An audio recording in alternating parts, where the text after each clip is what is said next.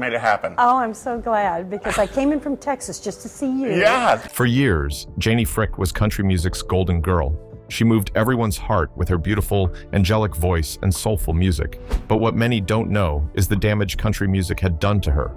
At 77, she is revealing something about the industry that may change how you look at it forever. What Janie revealed and what led to it might be worse than you expected. Stay tuned as we dive into the dark side of country music. The making of a star. Fricke was born Jane Marie Fricke on December 19, 1947 in South Whitley, Indiana, the daughter of a guitar-playing father and a mother who taught piano lessons and played the organ in church. She grew up on her family's 400-acre farm in northern Indiana, and she was surrounded by music almost from birth. At a very young age, she learned various musical skills that went on to shape her musical career. She learned to play the guitar from her father and the piano from her mother. By the time she was 10, Fricke was singing regularly in church and school. In a 2000 interview with the online magazine Grits, which covered country music, Fricke revealed that music had been in her family from a very young age, and since the age of 7 or 8, she had been making music. She further said that she didn't think she was going to make singing a profession. Back then, she sang simply because she enjoyed it and found it fun. Fricke would go on to attend Indiana University Bloomington, where she participated in the vocal group the Singing Hoosiers. Her participation in the organization led to further opportunities as a commercial jingle singer. In 1972, Fricke moved to Los Angeles, California, in hopes of finding work as a background singer for recording studios. She saw limited opportunities in California and won a talent contest. One of the people watching the contest that day was a country music producer who offered Fricke a job if she moved to Nashville, Tennessee. She later moved to Nashville, Tennessee, where she was hired as part of a background vocal group called the Lee Jane Singers. As part of the quartet, Fricke sang background vocals on songs recorded by country artists in the 1970s. On one occasion, Fricke was asked to sing a solo part on a song by Johnny Duncan called Stranger. It was released as a single, and her uncredited vocal part attracted attention within the country music community. Nashville record label Columbia Records took particular interest in Fricke and signed her to a solo contract in 1977. During the mid-1970s, Fricke appeared on more than 5,000 records as part of the Leah Jane Singers, making an estimated $100,000 per year. The quartet added backing vocals to the sessions of artists like Lynn Anderson, Elvis Presley, and Tanya Tucker. In 1976, Fricke recorded a solo background vocal to Johnny Duncan's top 5 country hit Stranger. Although she was not credited on the single's release, her solo interest caught the attention of radio listeners and disc jockeys. She also sang background on several more Duncan records, including Thinkin' of a Rendezvous and It Couldn't Have Been Any Better.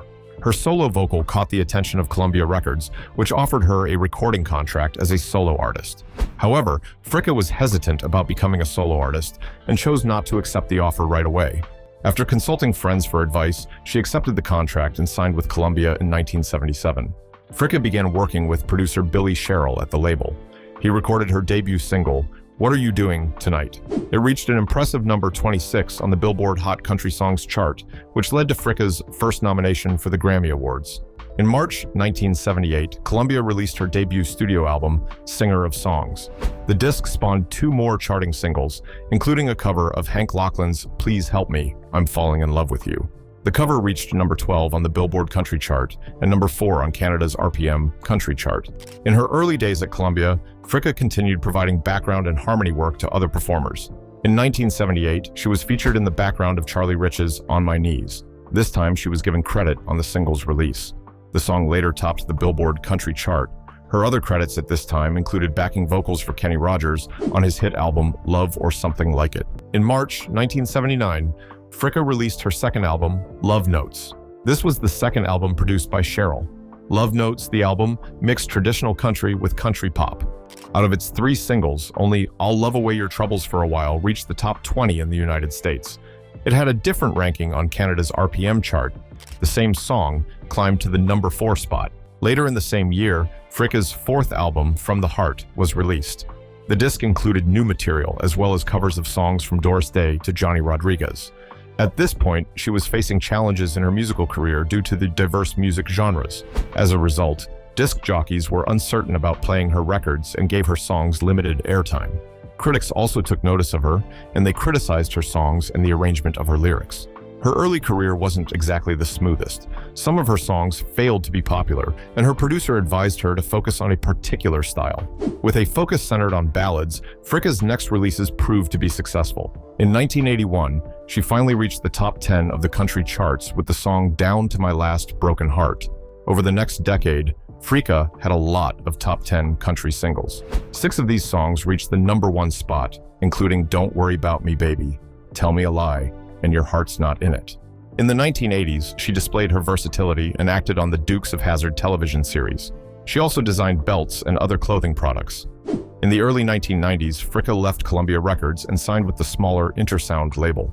During the same year, the label released 3 albums of her material, including a collection of gospel songs called Crossroads Hymns of Faith, 1992.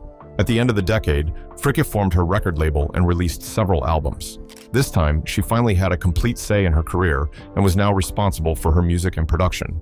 In 2004, she revived her catalog with a reworking of her former hits on the studio album The Bluegrass Sessions. She has since continued to perform and record, most recently releasing a Christmas collection in 2020 called A Cowgirl Country Christmas. Fricke has been married twice. She began dating Johnny's road manager, Randy Jackson, in the early 1980s. Jackson proposed to Fricke over the telephone through a radio program. In September 1982, she married Randy Jackson in a small ceremony at her mother's farm in South Whitley, Indiana. Hours after their wedding, Fricke gave a free concert to 7,000 fans at a local Indiana festival. Jackson later became Fricke's manager. For many years, the pair lived on a historic farm located in Lancaster, Texas, that was home to a variety of animals, including a buffalo. The pair later divorced, and she remarried musician Jeff Steele in 1995.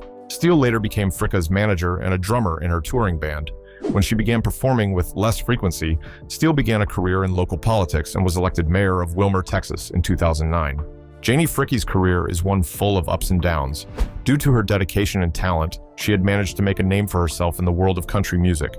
But for a woman with all these positive qualities, what could have happened to make one of the biggest stars of country music break down? Stay tuned, because up next, we will unveil these details soon. The spark before the fire. Like every other female artist in the 20th century, Janie Fricke faced a common issue for female artists in the 80s, navigating a male-dominated industry.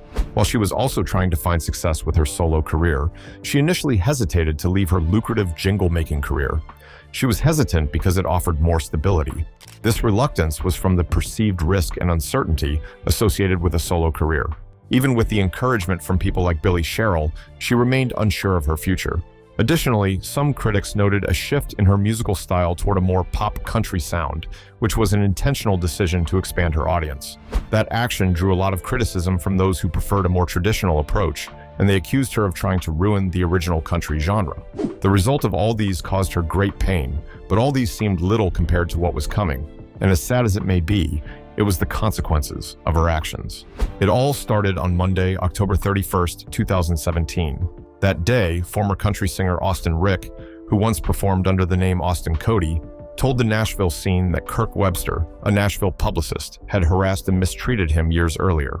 He claimed that Webster acted inappropriately and mistreated him numerous times between 2007 and 2008 while he was trying to pursue a music career. Rick said Webster forced himself on him and later threatened his career if he spoke out. In addition to repeated unwanted advances, Rick explained at the time that Webster had intoxicated him at a party, and he subsequently woke up in the publicist's bed. In another instance, he claimed, Webster bullied him into receiving inappropriate oral interactions. Within hours of the story breaking, more people came forward with similar claims against Webster. By the end of that week, at least a dozen people had shared stories of harassment, mistreatment, or intimidation. Numerous others, including another former artist and former Webster PR employees, have also stepped forward with their claims. One ex-employee said that some of the alleged victims were paid to keep quiet. Although Rick couldn't press criminal charges due to a statute of limitations, others who had made allegations could, and he could still file a civil lawsuit. Immediately after, Webster stepped away from his position representing Dolly Parton, Kenny Rogers, Hank Williams Jr., and other prominent music artists in November after the accusations surfaced in late October. After more than 20 years in Nashville, Webster became one of the most powerful publicists in town, with a roster of high-profile artists that included multiple Country Music Hall of Fame members. The accusations against him were so severe that they could tarnish everything he had built for himself. Now, where does Janie Fricke fit into this scandal? In the same week that the cases of mistreatment against Webster came out, Janie Fricke gave an interview to WSMV-TV in Nashville that would change the way you see her forever. Before this, Janie knew Kirk Webster because his company represented many classic country stars, including Dolly Parton, Kenny Rogers, Tanya Tucker, Hank Williams Jr., Crystal Gayle, the Oak Ridge Boys, and Janie Fricke herself. Fricke was one of his clients, and he helped handle her media promotion and bookings, so their relationship was professional, as she was one of the veteran singers whose career he promoted. In the interview, Janie revealed some things that shocked the entire world with what she said. Janie not only defended Kirk, but she also accused the alleged victims of several things. She mentioned that he had a deep respect for artists from her era, which is why she felt loyal to him. She said that Kirk was a good person who had worked hard and respected artists during her time, but that wasn't all she said. She went on to discredit the testimonies of the alleged victims. In her own words, she said, "If they want to try to get some money or cause a lawsuit or get paid in a settlement, they'll make up anything they want. There are no witnesses. No one was there." She totally dismissed all the allegations, accusing them of lying and trying to destroy Kirk's legacy for money. The Webster case produced serious accusations involving both direct claims of mistreatment and workplace harassment. It revealed a massive number of clients, serious employee allegations, and testimonies, but Webster himself denied all the claims. This raised serious questions about the safety of fans, artists, and power systems in the industry. This interview, which she took, and what she said, shocked the entire world, and it wasn't positive. The real consequences of what she said were yet to happen. So how exactly did the industry and her fans treat this revelation she made? Don't go anywhere, because next, we will look at how the world took her words. The confrontations and backlash.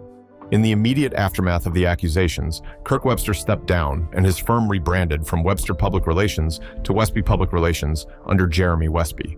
Over 24 high-profile artists removed themselves from his client roster, including Dolly Parton, Kid Rock, Kenny Rogers, Billy Ray Cyrus, Big and Rich, Cyndi Lauper, Tanya Tucker, and others. After Janie Fricke's interview, where she defended Webster, she faced a lot of backlash. Dolly Parton's sister, Stella Parton, enraged by her statement, came out and, in response to Janie Fricke's WSMV-TV interview, where Fricke said she doesn't believe in the term harassment and there are no witnesses. No one was there. Stella was deeply offended. She accused Janie of being delusional, and she expressed her disgust at the silence of country music industry figures. She spoke openly about her own experiences, saying, "I have been victimized myself. To let these predatory monsters run loose up and down our streets on Music Row? I am sorry, that is unacceptable." Her anger was directed not only at Fricke's words, but also at an industry that had, in her view, failed to protect victims or even acknowledge their suffering. She spoke at length about the lack of accountability in Nashville, highlighting the failure of prominent artists and professionals to speak out. In her words, "I think the entire country music industry in Nashville is obligated to speak out. I think people in the industry think, oh, this is country music week and we have to be quiet. But for me, this is the very time for artists to speak out about this stuff. I haven't heard one artist speak out about it." Stella also made her criticism personal, sharing that she too had been victimized. She explained, "Someone forced themselves on me, just the same old Harvey Weinstein deal. If you keep sweeping this under the rug, it will continue. Am I the only one who will stand up for this kid? Am I the only person who is going to stand up against predators in our industry?" These words made clear that for her, silence was not an option, and she was frustrated by the unwillingness of her peers to confront the issue. She went even further in her condemnation of Janie. She accused Janie of what she saw as hypocrisy within country music itself. "It's a good old boys' town. They hide behind their religion, all of them. A bunch of Southern Baptist hypocrites." With that remark, she connected the scandal not only to individuals like Janie who defended it, but to a larger group of people that, according to her, had long shielded and supported wrong behavior in the industry, and also their behavior toward the victims. Stella's comments stood out as some of the most serious responses to both Janie Fricke's defense of Kirk Webster and the silence of the Nashville music industry. She stood firmly as one of the very few willing to speak openly against Webster, sharing her personal experience of similar incidents and how they were handled. Stella wasn't the only one Janie received backlash from. Multiple people came forward in late 2017 saying that Webster used his position to take advantage of fans of artists under him. Some claimed that he offered career help, backstage access, or introductions to artists, then pressured them for inappropriate favors in return. One fan described how he was promised opportunities in country music only to find himself forced into situations that left him feeling mistreated and humiliated. Others said they were manipulated into meeting Webster in private under the impression that it would help their careers, only to face inappropriate advances. When Janie Fricke gave her interview defending Nashville publicist Kurt Webster in late 2017, she might have believed she was standing by a friend. Instead, her words sparked a huge wave of outrage that came from fans, women in country music, and ordinary people who were following the hashtag #MeToo movement to reshape how the entertainment industry handles abuse and harassment cases. Fans who had once admired Fricke's music through the 80s now expressed shock that she seemed more concerned about shielding and protecting Webster rather than expressing concern about the women and men who said they had been mistreated. Many accused her of contributing to the culture of silence that allowed predators to thrive in the industry. Some wrote that her words made them feel betrayed. Others pointed out that as a woman who had built her career in a male-dominated country music world, Fricke should have known how difficult it was to speak out, and she should have shown more sympathy. Her interview quickly spread beyond Nashville, appearing in several news reports about the Webster scandal. That made the backlash against her larger because her defense of him became part of the story. Fans posted that they were done with her music, that they would not support artists who dismissed victims, and that her words sounded a lot like victim blaming. Several people said that while defending Webster, she had sided with the person in power and influence instead of with the vulnerable victims. Her words not only caused a backlash, but also sparked widespread disappointment among her fans, with many expressing deep distress and others openly expressing anger. In comments and discussions online on various social media platforms, fans said her remarks were shameful and embarrassing. Others compared her silence on victims with Stella Parton's very loud defense and support of those who had come forward. Stella's outspokenness on the issue made Fricke's words seem even more insensitive. Fans began using Janie as an example of the unfair division in country music, those who chose to protect the predators and those willing to challenge it. It is important to note that the backlash was not limited to strangers on the internet. Country fans who had supported her tours and records in the past wrote about how disheartened they felt. For some, she had been a symbol of change through her songs, yet in this moment, she sounded as though she had no compassion for people facing trauma. A lot of her fans who had faced similar trauma turned against her and started boycotting her music and other ventures because it was not only about one interview she gave, but about what they had expected from her as a public figure. The outrage lasted for a while. Even months after the Webster story broke, whenever his name was mentioned, Fricke's defense of him was often cited as one of the most controversial responses. It ruined her reputation, and also that of others in country music who publicly defended Webster once the allegations against him were reported and exposed. In the end, the backlash revealed a shift in the relationship between artists and their audiences. In earlier decades, fans might not have held singers accountable for their public comments. But in 2017, with the Me Too movement in full swing, it was discovered that words mattered deeply. Fans expected empathy, awareness, and responsibility. Fricke's interview delivered the opposite, and the response showed how quickly audiences and fans would turn on artists. The importance of backlash, then, is not only about anger directed at Janie Fricke. Rather, it is about the present era in which she spoke. This era holds predators accountable, and people are ready to believe survivors and fight against the abuse. Mistreatment cases are taken very seriously, and anyone seen supporting alleged offenders is heavily criticized. The fans of country music now demand that the country music industry stop covering up for offenders. When Fricke dismissed all of that, fans let her know that they would not stay silent. She not only dismissed the allegation of one person, but that of several people who accused Webster. Very often in the music industry, artists face backlash for things they had no control over. But Janie Fricke had every control over her actions, and she chose to say the things she said. That action of hers changed everything people thought they knew about her. Life after the scandal. Despite the number of allegations that arose against Kurt Webster, the accusations never led to criminal charges or a trial. That means Webster was never convicted of any crime in connection with those allegations. However, the allegations did cause his PR company, Webster Public Relations, to effectively collapse, with many of his high-profile country music clients cutting ties with him. So while the scandal ended his career in Nashville's music industry, he was not legally found guilty. Janie Fricke, on the other hand, never issued any form of apology for what she said, which many people termed as remorseless. After the backlash, she largely went quiet on the issue. Country music outlets, fan forums, and local Nashville news discussed the outrage, but she never released a statement taking back what she said. While other country artists distanced themselves from Webster and publicly voiced their support for the alleged victims, Janie is now remembered more for her statements in that interview than for her long musical legacy. Her career did not come to a complete stop. She often performs occasionally, mostly at festivals and smaller concert halls, but she never regained the respect she spent her entire career building. Interviews with her after that point avoided the Webster issue altogether, focusing instead on her career history. Although her voice and catalog remained respected by music lovers, her reputation was permanently stained by her comments. Younger audiences seem to have rejected her. They claimed she was out of touch with modern conversations about accountability and respect for victims. Throughout all of this, Janie remained quiet, sticking to the audiences that still welcomed her, but it is not certain if she would be completely accepted again.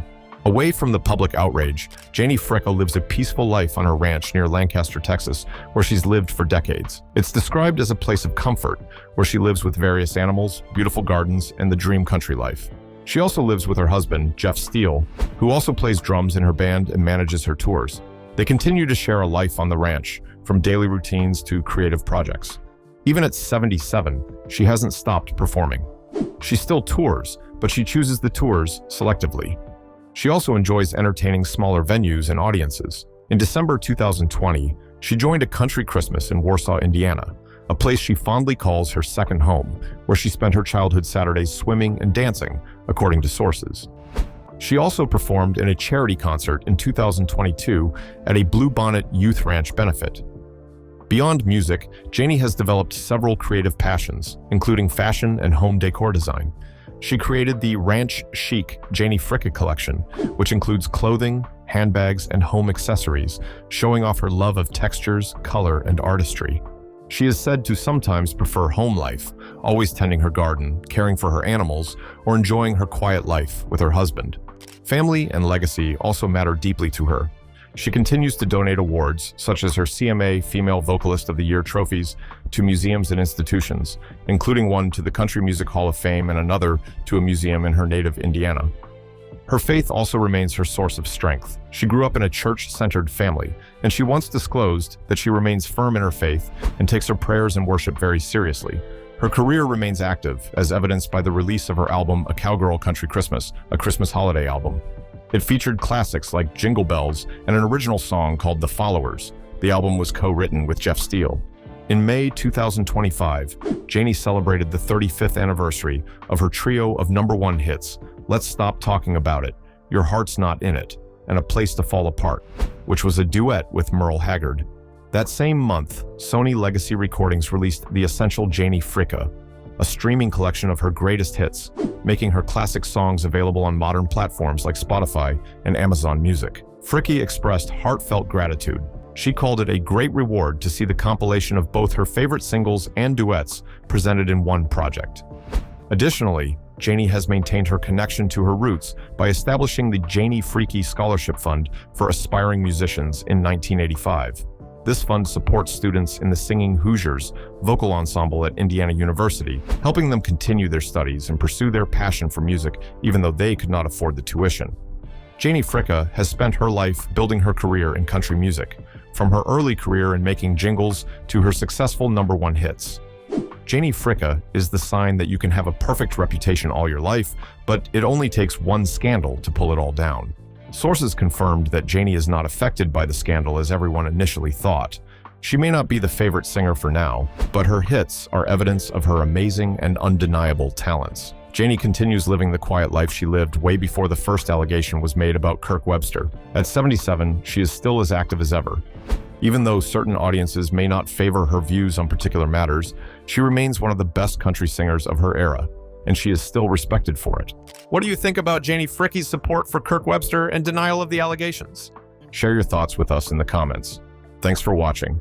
Don't forget to like, share, and subscribe for more inspiring content like this. Before you go, kindly watch the other videos on your screen.